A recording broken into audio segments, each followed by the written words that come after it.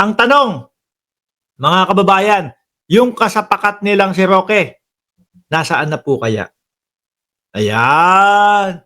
Naglalayag po kaya kasama si Ronnie Yang? No? Magtatanong, tingnan natin kung mapapatoples natin si Ronnie Yang. Ganun pa din ho kaya ang sitwasyon? Or kasama po si AR De La Serna, mukhang si De La Serna hindi naman wanted. So baka nasa loob lang ng Pilipinas si De La Serna, di ba? O ngayon mga kababayan, ito ang balita kay Roque. Si Boss Roque, putragis talaga itong mga ayan hindi ho sa amin yan, no? Etong balita na po ito, galing po sa GMA News Online. O ayan, nandyan mismo, GMA News Online. Putragis kayo. Bakit kada si Roque? Kapag ka si Roque ang pinag-uusapan o pag si Roque ang topic, nakabuka ang bunganga. Nakaganon. Parang laging may isusubo. Sa lahat mga kababayan, Sa lahat po ng nagtatopic kay Roque, lahat po yata sila,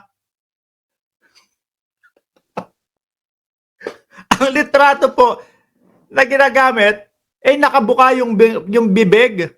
Sabi ni Sir Someday, kakain ng hotdog. Nung isang araw, topic natin si Roque.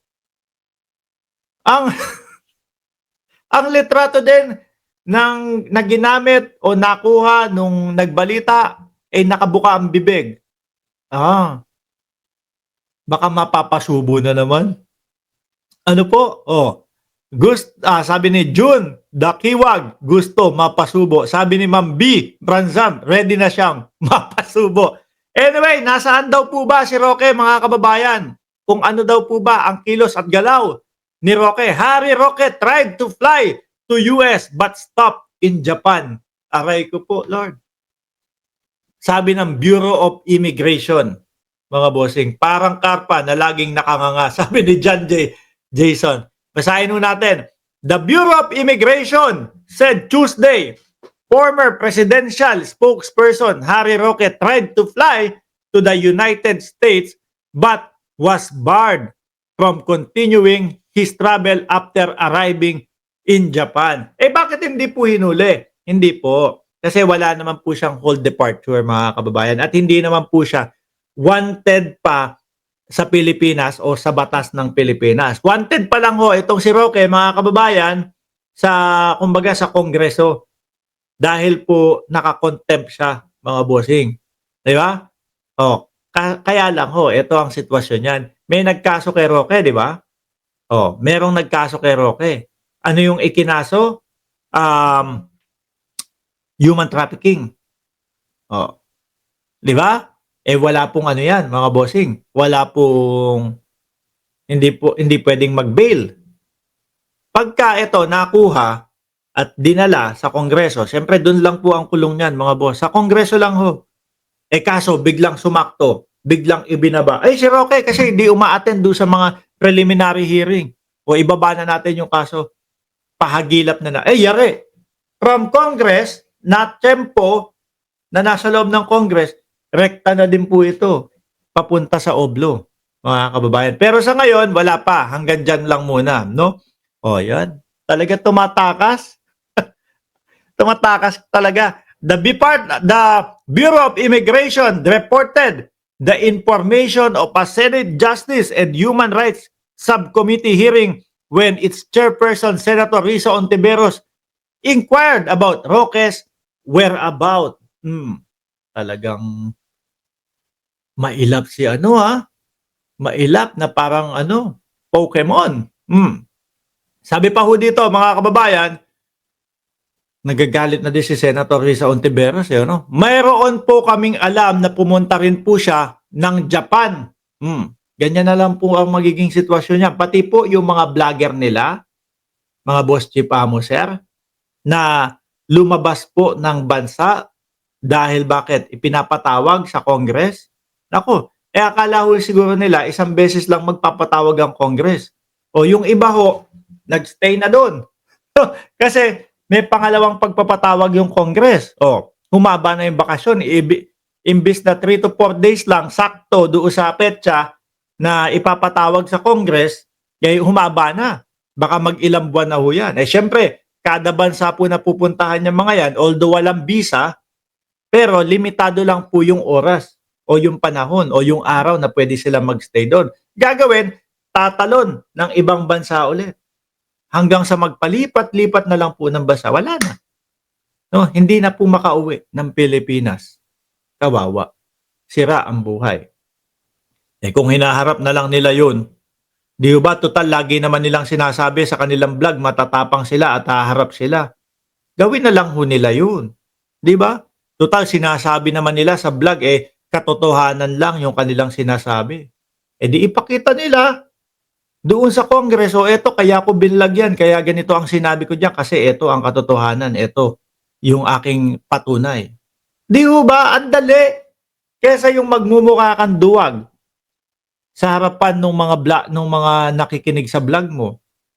Sabi ka na sabi, ganito, ganyan, matapang ako, pupunta tayo doon. Tapos makita nila, wala ka naman, hindi ka naman pumunta.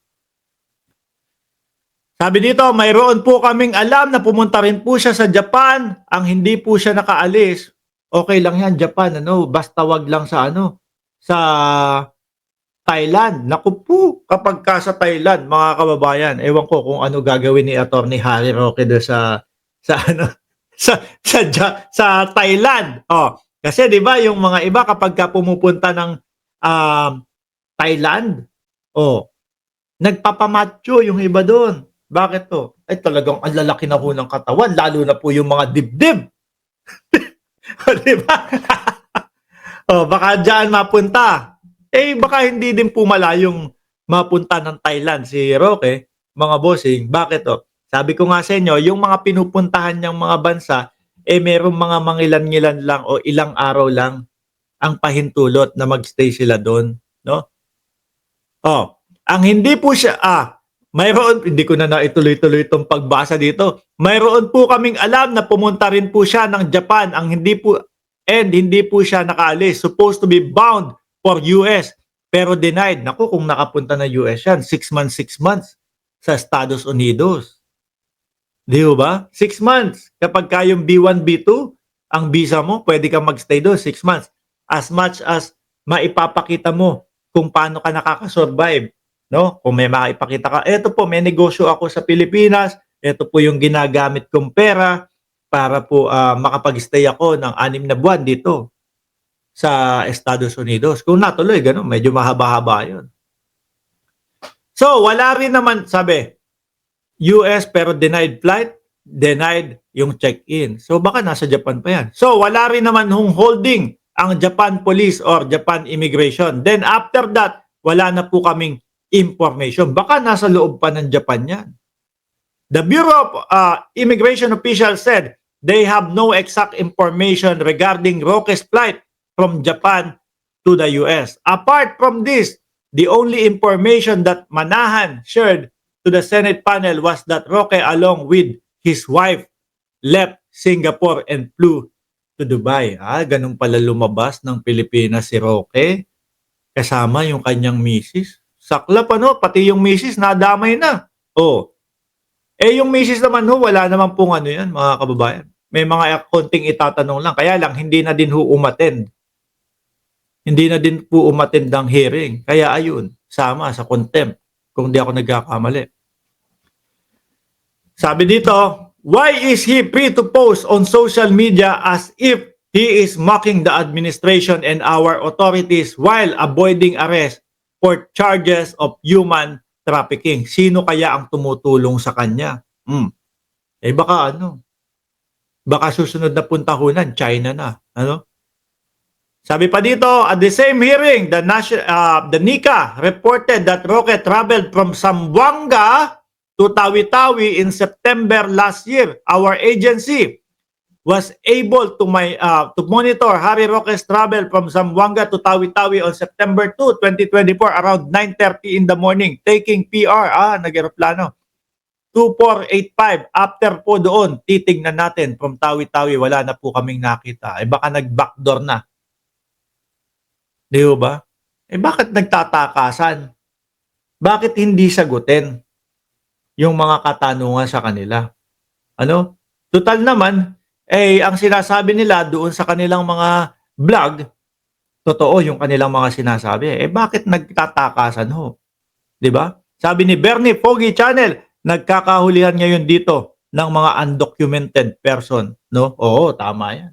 Hindi, kung papasok man po ng Estados Unidos o kung nakapasok man ng Estados Unidos si Harry Roque, mga kababayan, kung may B1, B2 po 'yan na ano tawag diyan, na visa, papapasukin. Dokumento niya naman po yung visa na 'yon, yung B1, B2. Makakapag-stay 'yan not more than hindi lalagpas ng 6 na buwan. Pagka 6 na buwan na, kailangan lumabas.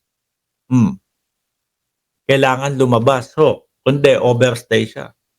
Ganyan na lang ho yan. Hanggat nakaupo po si Pangulong Bongbong Marcos, ikot-ikot yan sa labas ng bansa, mga boss. Kasama yung misis niya. No? Siyempre, kung puro ganyan lang ang gagawin mo, mauubusan ka ng PC. Mauubusan ka ng, ayan na, nagalit na. Say hi to them. Nagalit na. Mauubusan ka ng pera. Ang tanong ngayon, may nagpopondo kaya? No? Meron kayang pera na nanggagaling sa labas, no? O doon sa China, konektado kaya dito yung sinasabi ni Katrina Ponce Enrile na may pondo na nanggagaling sa labas ng bansa o galing sa China, mga kababayan. Yan ang ating katanungan. Pero ang tanong ko pa din, mga bossing, bago tayo magtapos, bakit po sa dinami-dami ng litrato ni Harry Roque, mga boss, no, GMA, baka ABS-CBN, sa dinami-dami ng litrato ni Roque na nakakalat sa social media, bakit iisa ang ginagamit nyo? Lahat ng litrato ni Roque, nakabuka ang bunganga. Handa nga ba talagang sumubo? Baka kasi, napasubo na ako nga na lang. Anyway, mga boss Chief Amo Sir, magpapaalam na ako. Naalala ko, kailangan ko mag-renew ng US visa. Gagawin ko sa araw na ito. Maraming salamat and God bless po sa ating